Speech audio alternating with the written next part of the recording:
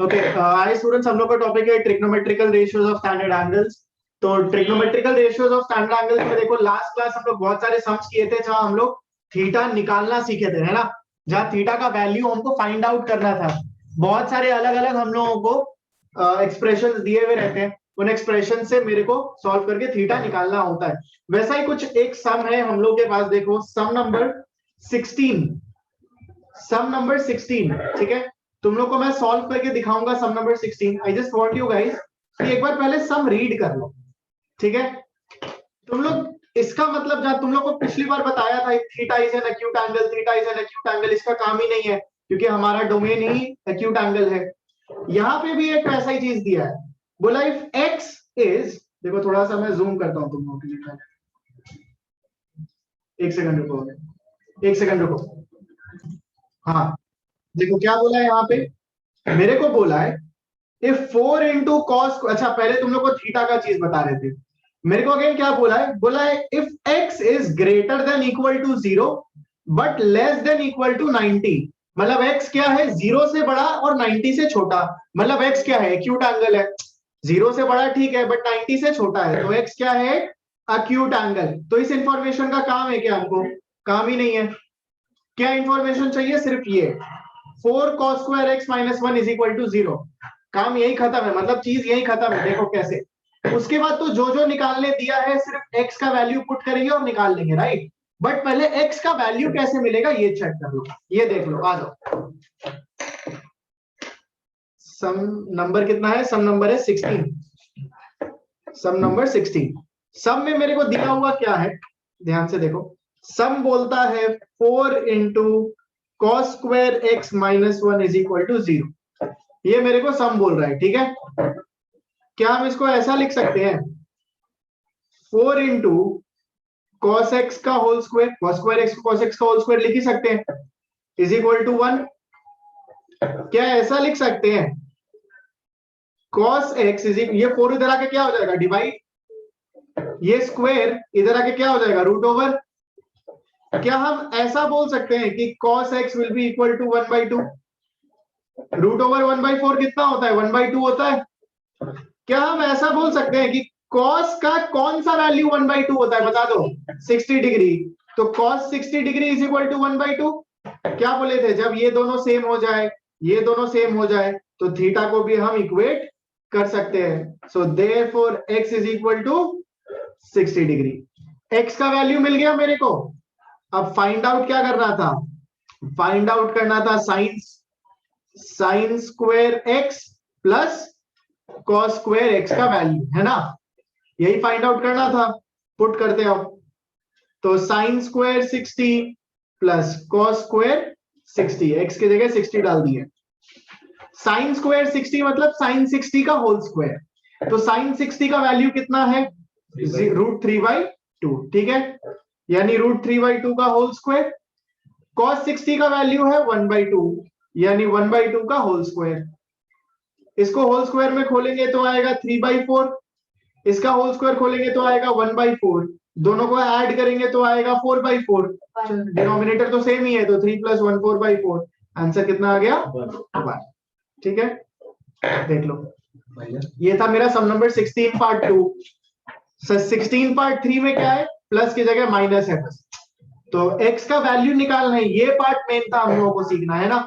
ये समझ में आया तुम लोग सबको, हाँ बाबू। ये समझना इंपॉर्टेंट था तुम लोग को, यहाँ समझ में आया, ये समझ में आया सबको। चलो ठीक है, ग्रेट। इसको नोट डाउन कर लो, फिर नेक्स्ट सम में चलेंगे जल्दी जल्दी से।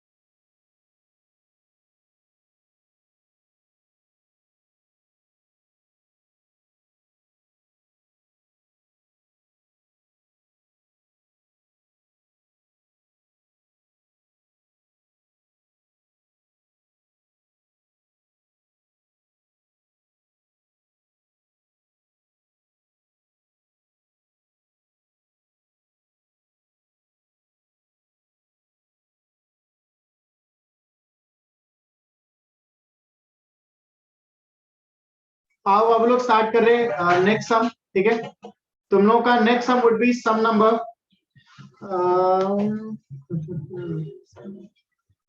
तो इजी ही लग रहा है, कुछ डिफिकल्ट खास लग नहीं रहा है मेरे को। सम नंबर तुम लोग स्टार्ट करो।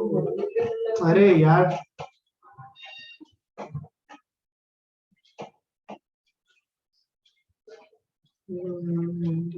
निकाल लोगे कर लोगे, ठीक है, कोई दिक्कत नहीं है। यहाँ से सम नंबर 19 स्टार्ट करो। सम नंबर 19 स्टार्ट करो एंड आई वांट कि तुम लोग से हो जाना चाहिए ये 19 अब, क्योंकि ऐसा बहुत सारा सम हम लोग कर चुके हैं, मतलब ठीक है ना। सम नंबर 19 स्टार्ट करो, इसके बाद सम नंबर 21 करेंगे हम लोग। फटाफट पहले सम नंबर 19 करो, जल्दी जल्दी से।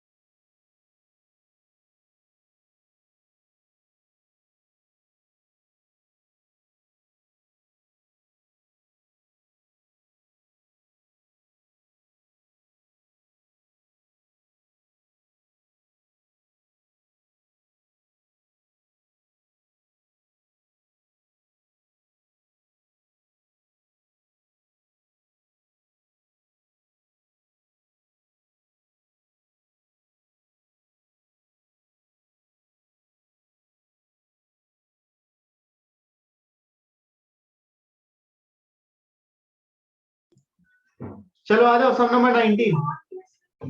अभी अभी किए थे हम लोग ऐसा ही एक सम, है ना। अभी अभी ऐसा ही एक सम किए थे हम लोग, स्टार्ट भी करते तुम लोग के साथ। देख लो एक बार सम नंबर 19, कॉपीज में आ जाओ सब,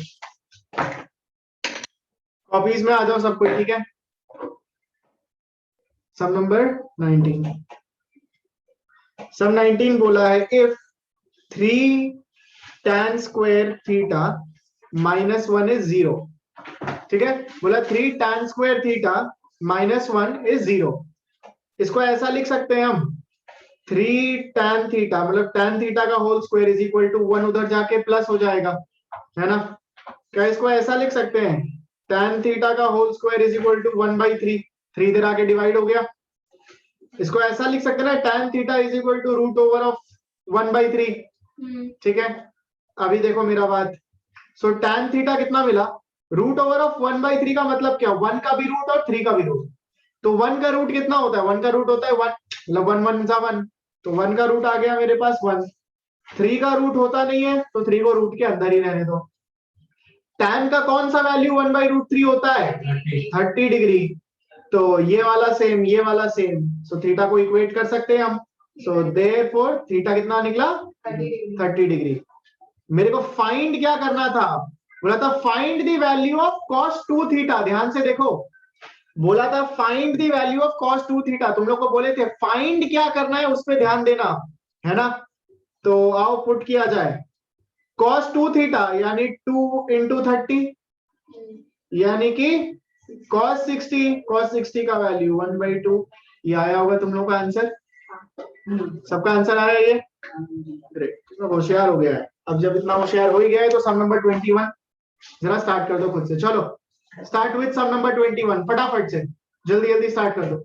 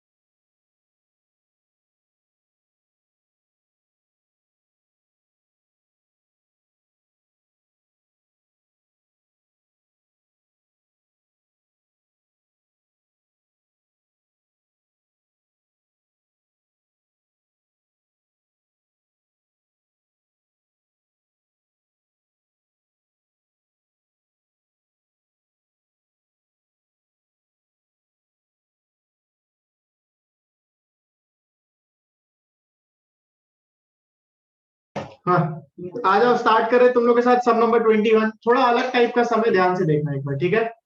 थोड़ा सा डिफरेंट अप्रोच होगा इस सम को करने का, है ना। एक बार आओ, सम नंबर 21 मेरे साथ साथ ऑफिस में तुम लोग स्टार्ट करोगे, मतलब पहले देखो उसके बाद करोगे, ठीक है। कोई नोट डाउन मत करना।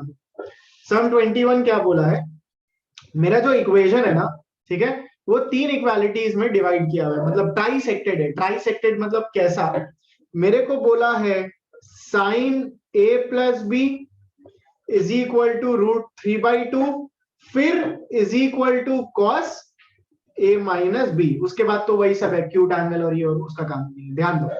ये मेरे को दिया हुआ है, ठीक है। तो इफ ऐसा कोई इक्वेशन मेरे को दिया हुआ रहता है, मान लो मेरे को बोला A is equal to B is equal to C, इसको हम ऐसा ब्रेक कर सकते हैं ना कि A is equal to B and B is equal to C, break कर सकते हैं ना। If A is equal to B is equal to C, हम बोल सकते हैं ना कि A is equal to B and B is equal to C, correct. Correct, क्या इसको ऐसा भी तो बोल सकते हैं, A is equal to B and C is equal to B. अगर बी सी के साथ इक्वल है तो सी भी तो बी के साथ इक्वल होगा, ठीक है। यानी ये है ए, ये है बी, ये है सी। क्या करेंगे, इसी फॉर्म में ब्रेक करेंगे। पहले हम करेंगे A is equal to B, क्या करेंगे हम, यानी sine of A plus B is equal to √3/2, ठीक है। A is equal to B, तो साइन का कौन सा वैल्यू √3/2 होता है बता दो, 60 डिग्री। तो क्या हम ये बोल सकते हैं कि a plus B will be equal to 60 degree, theta theta same, a plus B will be equal to 60 degree, बोल सकते हैं। यहां से यहां तक क्लियर है तुम लोग को सब कुछ, ओके। नेक्स्ट क्या कर सकते हैं, c is equal to B कर सकते हैं ना। तो c is equal to B यानी cos of a minus B must be equal to √3/2, बोल सकते हैं ये हम। सो cos का कौन सा वैल्यू √3/2 होता है, 30 डिग्री होता है। So according to problem a minus B क्या हो गया, 30 डिग्री। a प्लस बी 60 है, a माइनस बी 30 है। साइमल्टेनियस इक्वेशन तो तुम लोग बहुत किया है अभी, साइमल्टेनियस इक्वेशंस किया है ना, मिल तो गया। a plus B 60, a minus B 30, simultaneously solve कर लो और a और b निकाल लो, कितना क्या ही सोचना इसमें। समझ में आया क्या बोले, साइमल्टेनियसली सॉल्व कर लो, ए और बी का वैल्यू मिल जाएगा। एलिमिनेशन मेथड लगाते हैं आप, एलिमिनेशन मेथड, ठीक है। So a plus B is 60, a minus B is 30, subtracting both, तो सबका साइन हो जाएगा चेंज, a माइनस a गया, तो 2b का वैल्यू मिला 30, यानी b का वैल्यू होगा 15, चेक कर लो। समझ में आया, b मिल गया 15, अब b को या तो यहां पुट कर दो या यहां पुट कर दो, a का वैल्यू मिल जाएगा, है ना। b 15 है तो a का वैल्यू होगा 45 डिग्री, है ना। चेक कर लो, b आ गया 15 एंड a आ गया 45। किसी को अगर डाउट है तो मेरे से माइक ऑन करके पूछ सकते हैं। अरे कोई डाउट है किसी को, एनी डाउट्स किसी को बाबू। हाँ बाबू, सर केवल सम्स वापस एक्सप्लेन कर देंगे, मैं थोड़ा नेटवर्क का इशू हो रहा था।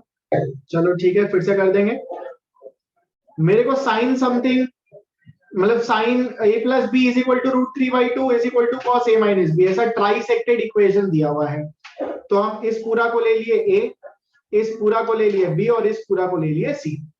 तो हम क्या किए हैं, a is equal to B यहां पे, ठीक है, and c is equal to B यहां पे, मतलब c is equal to B, ठीक है। बस उसके बाद नॉर्मल वैल्यूज पुट किए कि साइन का कौन सा वैल्यू √3/2 होता है, तो then theta must be equal, तो a plus B must be equal to 60, ये एक इक्वेशन मिला। फिर यहां से भी cos का कौन सा वैल्यू √3/2 होगा, सो यहां से भी थीटा और थीटा सेम कर लिए, then a minus B is equal to 30।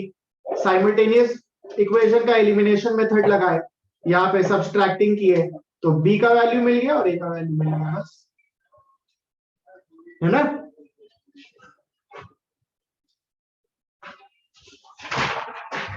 Next सब में आ जाओ, सम नंबर 22 स्टार्ट कर दो। सम नंबर 22 स्टार्ट कर दो, ठीक है, चलो फटाफट से। Start with sum number 22। हम लोग का लास्ट सम है ये, हम लोग का लास्ट सम है ये इस चैप्टर से। स्टार्ट विद सम नंबर 22 है, फटाफट चलो।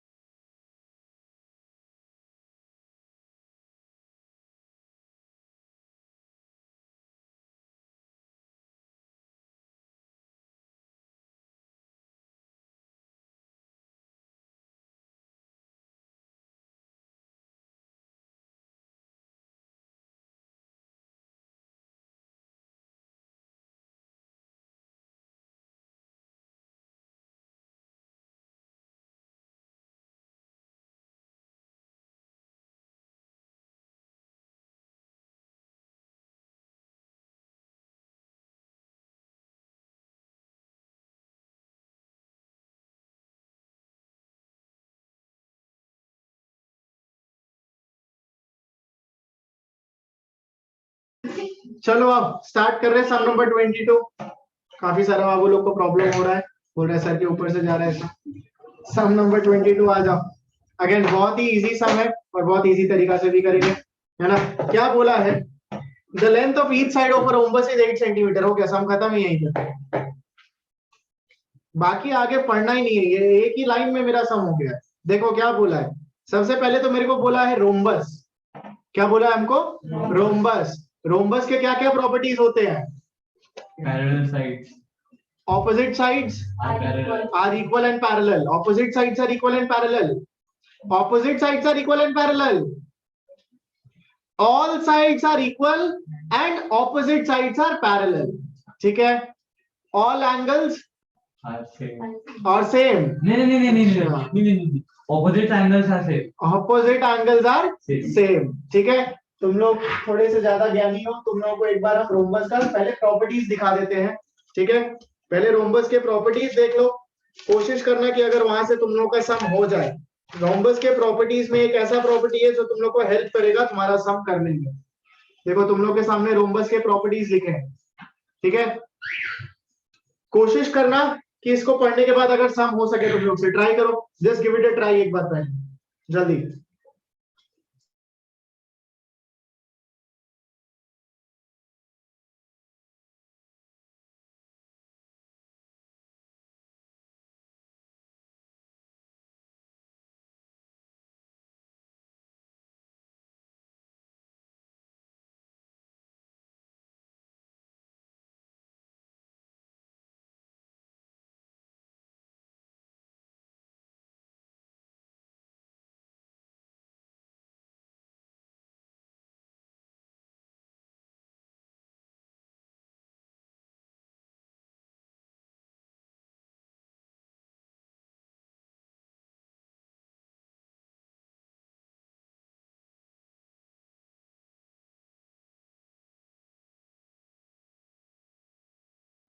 तो देखो रोम्बस के प्रॉपर्टीज तुम लोग पढ़ा, आओ सम स्टार्ट करते हैं। जरा ध्यान से सम देखो, ठीक है, ध्यान से सम देखो।